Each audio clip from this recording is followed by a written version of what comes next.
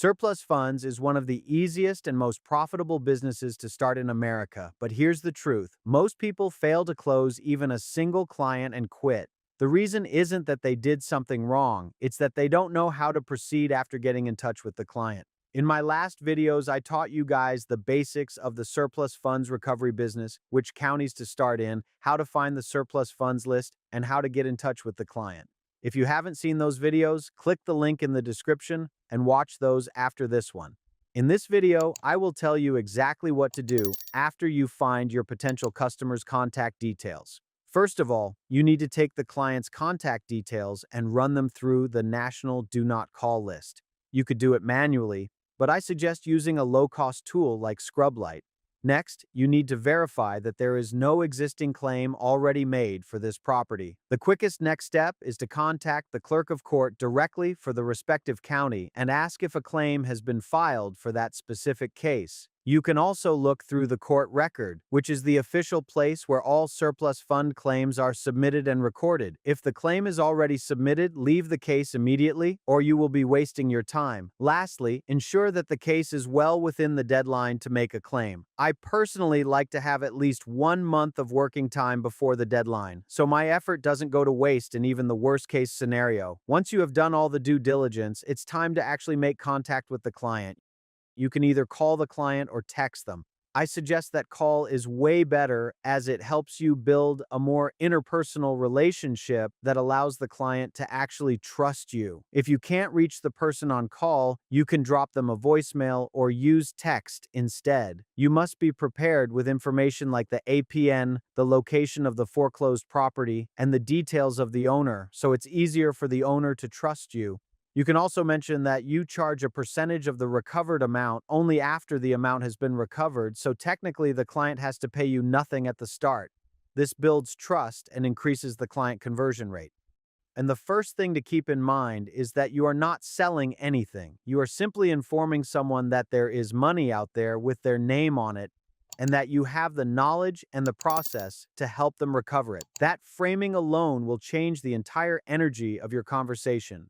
You want to come across as calm, knowledgeable, and helpful, not pushy, not desperate, and definitely not aggressive. People can sense urgency and neediness over the phone, and it will turn them off immediately. Once you've explained the situation and they're following along, don't ask for permission to move forward. Instead of saying, "Hey, would it be okay if I sent you some paperwork?" you say, "John, what's your email address?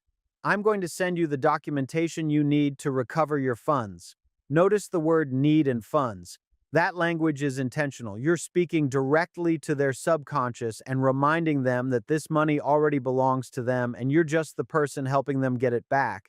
Now, if they ask for proof that the funds are real, go ahead and send them a screenshot of the auction, but blur out the parcel number before you send it. You want to give them just enough information to feel confident and trust the process, but not so much that they feel like they can go handle it on their own. You always want to remain the necessary piece of this puzzle. If they do bring up the idea of filing the claim themselves, don't panic. Be transparent with them. Tell them that they can absolutely do this on their own and don't need you or any company to do this for them. However, if the documentation isn't filed correctly, the county will deny your claim, and once that happens, it becomes very difficult to recover those funds. What you're doing there is letting them feel in control of the decision, while also making it very clear what's at stake if they get it wrong.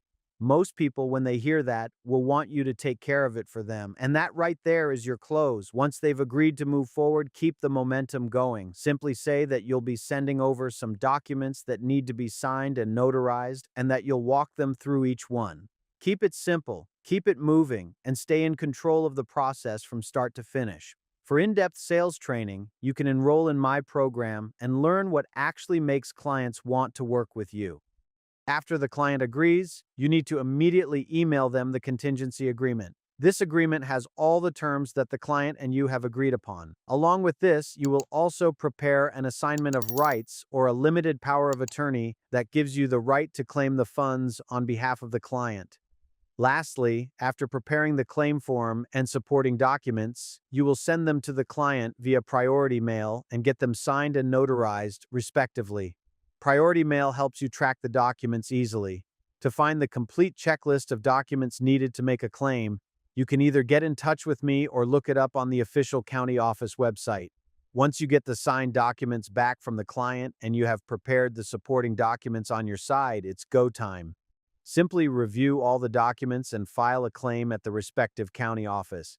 This process may vary county to county, as some require the claim in physical form and some require an online application submission. So make sure you look up the process on the official county websites. Once the claim is filed, you need to wait for a specified period to hear back from the county office. It can take a few weeks to several months, depending on the county.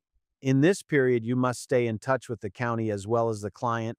Regarding the client, depending on their comfort, you can stay in touch by text, as it is easier than making a call now and then. On the other hand, dealing with the county can be a little tricky. Here are some tips to track the claim and stay in touch with the right people at the county. The key here is to build a real relationship with someone at the county office. Get a specific contact, grab their email and their direct phone extension, and be friendly every single time you reach out. Always send your documents via priority mail with a tracking number and request a delivery confirmation. That's your proof in case anything ever gets lost or questioned. Once your claim is submitted, keep following up, but don't overdo it. You don't want to be that person calling every week, because trust me, that does more harm than good. And the moment they reach out asking for any additional documents, drop everything and get it to them fast.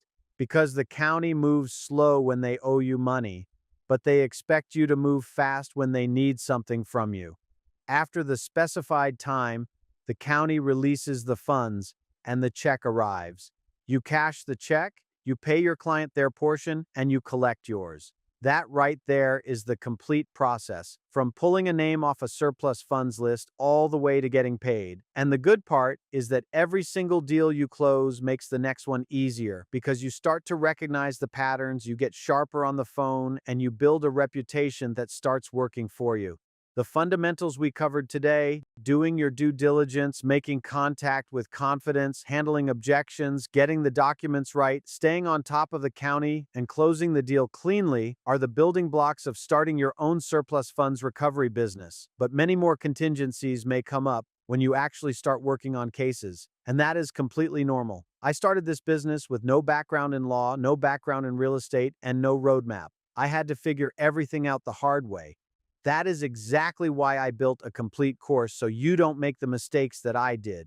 Everything I know, every mistake I made, every system I built is laid out step by step inside, including the exact documents you need. If you are ready to skip the trial and error and just get to work, the enrollment link is in the description below. If you have any questions, drop them in the comments and I will get back to you. Don't forget to like, share, and subscribe. See you next time.